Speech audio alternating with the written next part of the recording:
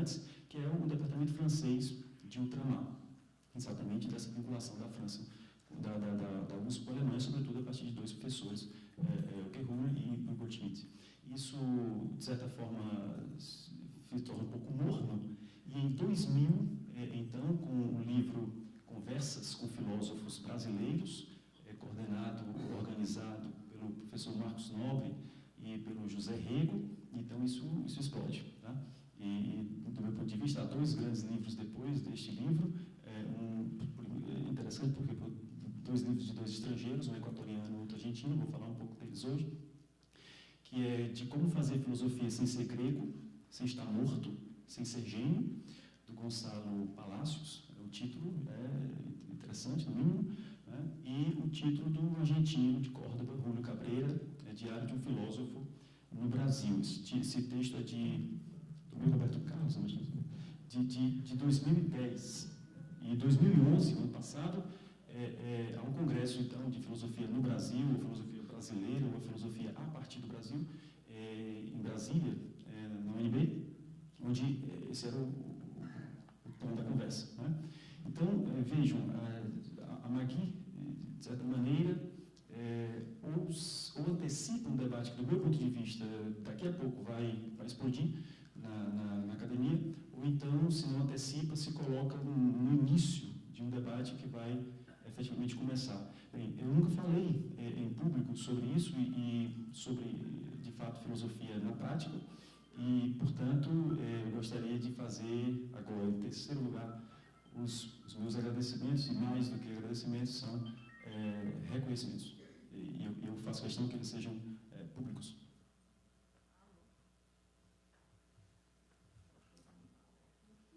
Então, a epígrafe do texto é uma epígrafe que eu peguei do Ortega y Gasset, diz: a clareza é a gentileza do filósofo. Tá? Tinha que ser espanhol, um alemão dificilmente diria isso. Eis que chega o momento de agradecer. Gostaria, inicialmente, de agradecer à comissão organizadora do Café Filosófico Cearense, em especial a Magui, por sua gentileza, coragem também, né? E, sobretudo, pela confiança depositada em mim. Afinal, como não nos conhecíamos, creio não ter sido pouco o que ela arriscou quando resolveu convidar-me a falar o que penso sobre esse insólito tema. Filosofia na prática. Insólito, repito, ao menos para mim, pois acredito que a Magui não saiba, mas nunca, como já disse publicamente, converti a própria filosofia, juntamente com sua prática, em tema. Sempre fui convidado para falar sobre este ou aquele assunto da ou na filosofia, mas nunca, até hoje, em público, a própria filosofia havia se tornado o mote da conversa. Quando eu digo em público, é fora da universidade. Claro que em sala de aula, vez por outra, que acolá, isso é o tema, esse é o tema. Conversa que, como nos lembrava Flusser, Wilhelm Flusser, não é fiada, pois esta, a conversa fiada, é uma conversa sem assunto, ou uma conversa em que o assunto é a própria conversa, enquanto, no nosso caso, trata-se de tentar trazer à tona um assunto um tanto inconfesso. Por isso, após agradecer a Magui, ao João Luiz também, conheci agora, gostaria de confessar minha profunda dívida, e isso para mim é importante, isso é pessoal, tá? Primeira vez que eu estou falando sobre isso, gostaria de deixar isso registrado.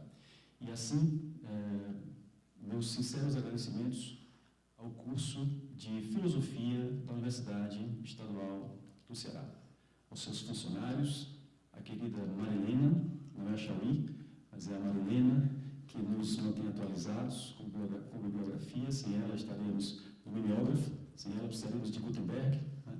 Graças a ela, nós temos livros à disposição e, mais do que isso, não precisamos de Twitter, nem de internet, né? Conhecemos tudo e sabemos tudo que se passa em torno. Não apenas a Marilena, mas aos seus professores da UES, em especial o meu querido Bosquinho, a Cristiane, a Eliana, ao maluco genial do Eduardo Braga, mas, sobretudo, quando a filosofia mesma converte-se em mote da prosa, devo muito uma dívida que tenho consciência de nunca poder liquidar aos meus ex e atuais alunos e alunas, aos amigos e amigas. Sem estes, tenho inabalável convicção de que não estaria aqui hoje. Isso é verdade. Pelo menos não na posição chique de palestrante. Pois, ao crermos em Deleuze, a filosofia começa quando o sábio, ou, segundo Vernant, o xamã, o mago ou o poeta, convertem-se em amigos, amantes, rivais, pretendentes. Assim, sem meus alunos e amigos, sem aqueles que pretendem, como eu, cortejar a sabedoria de que somos capazes de suportar sem sucumbir, com toda certeza não estaria aqui. E, para não ter que citá-los todos, aponto apenas para dois, que não representam todos, mas dão rosto ao que digo. Muito obrigado, Gustavo Costa. Muito obrigado, Catarina Rocha Monte. Obrigado, Guguita. Obrigado, Catarina. Bem, então, eu tenho uma pequena introdução, onde eu tento, de fato, apresentar o que é que eu vou, o que eu pretendo fazer aqui, ou falar aqui para vocês.